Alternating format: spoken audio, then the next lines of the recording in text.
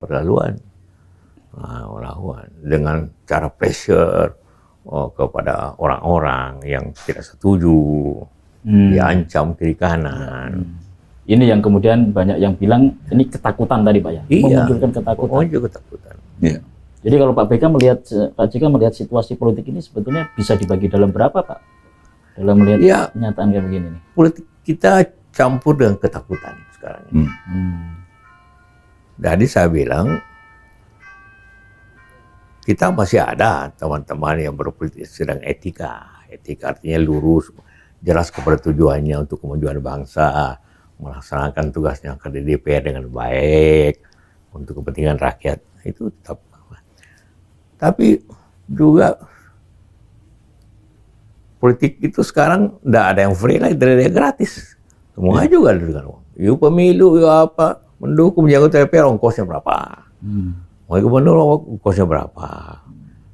Sehingga akibat hal-hal itu, maka politik uang menjadi sangat kencang yang terjadi.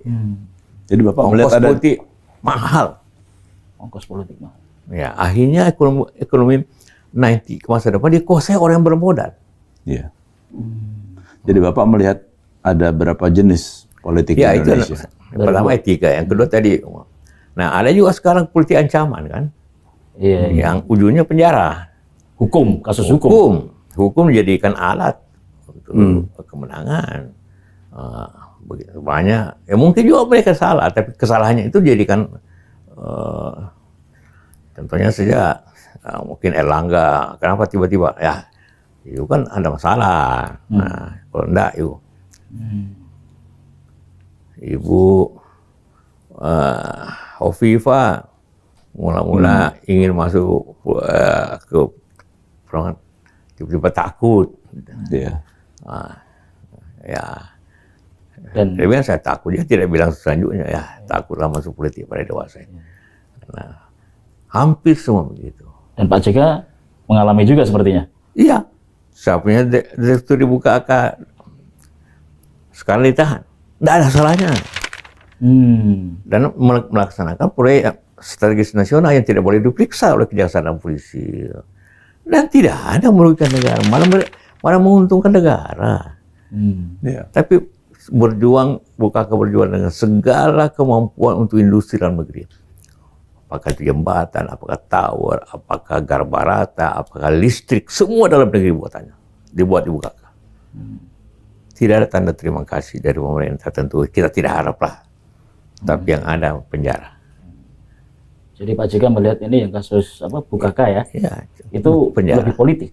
Iya, karena selalu ditanya apa peranannya Pak JK di sini. Ditanya Pak JK. Ditanya dalam pemeriksaan itu bilang. Apa hubungan saya dengan saya tidak pernah masuk kantor waktu pemerintahnya. Sekarang kadang-kadang saya lihat. Begitu. 2 kali wapres saja masih digituin. 9 kali periksa tidak ada ketemukan salahnya. Tiba-tiba masuk penjara. Oh gitu ya. Kita hari ini kita pra pengadilan kan. Mudah-mudahan karena memang baik aturan baik tidak ada. Kenapa tiba-tiba itu? Jadi politik penjara ini menurut Pak JK sangat tidak sehat sebetulnya. Sangat tidak sehat. Hingga orang tidak berpolitik lagi.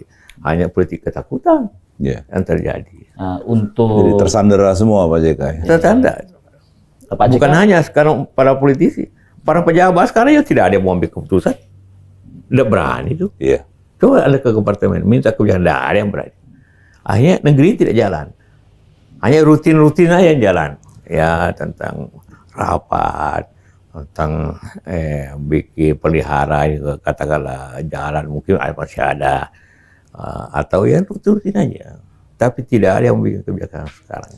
Saling sandera ini kasusnya dengan Kementan dan KPK juga saling sandera juga nggak Pak?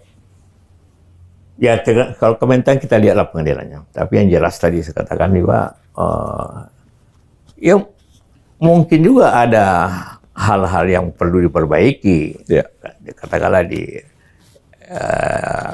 Kominfo terbuktikan, tapi bukan dia menterinya, tapi yang lain yang mempunyai kesempatan di situ. Nah Pak JK terkait dengan politik penjara tadi itu, Pak JK nggak ada upaya untuk bertemu Pak Presiden Jokowi begitu untuk menyampaikan hal ini? Atau saya sudah berusaha 2 kali, 3 kali, tapi tidak direspon. Sudah minta waktu kepada Pak Jokowi? Udah berapa lama, Pak? Wah, sejak 6 bulan lalu. Kemarin bulan ini juga, minggu lalu masih minta lewat seknek. Seknek ya, saya bukan minta. Seknek kan mau minta Bapak ketemu dengan Presiden. Tapi sampai sekarang tidak jawaban. Ya, pada saya ingin menyampaikan keadaan ini. Bahwa ini barunya ini keadaan. Apakah ada hubungannya dengan mungkin kedekatan Pak JK dengan salah satu kandidat capres? Saya tidak tahu, tapi banyak pertanyaan tentang itu. Kalau posisi Pak JK sendiri dalam kontestasi ini seperti apa, Pak JK? Ya tentu saya berusaha untuk baik kepada semua pihak. Seperti yang silakan, supaya jangan terjadi mereka memahami kondisi ke depan, supaya jangan terjadi konflik antara para calon, menyebabkan krisis ke bawah. Kan itu berbahaya kalau di atasnya katakanlah saling berkelahi di bawah lebih-lebih lagi. Berbeda paham di atas. Itu selalu saya sampaikan itu. Bahwa saya punya pilihan pribadi jelas. Itu hak politik saya kan. Ya, hak politik saya. Tapi nanti Pak JK nggak akan mengendos salah satu gitu dari ke publik gitu misalnya. Belum tahu. Atau nanti kita lihat keadaannya. Kalau keadaannya makin memburuk, ya tentu kita harus jelas kan.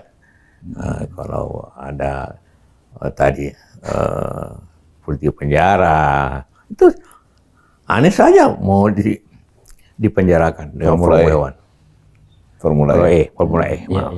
Caimin juga mulai dipanggil lagi. Caimin juga. Peristiwa 12 tahun yang lalu. Jadi kalau untuk menghindari atau menghentikan politik penjara nih Pak JK, yang harus dilakukan apa sebetulnya? Iya, tentu yang melakukan itu harus menyadari bahwa ini berbahaya. Harusnya Presiden bisa menyampaikan itu kepada anak buahnya. Mungkin itu harapan kita. Pemimpinlah yang bisa merubah nih situasi tegang masing-masing.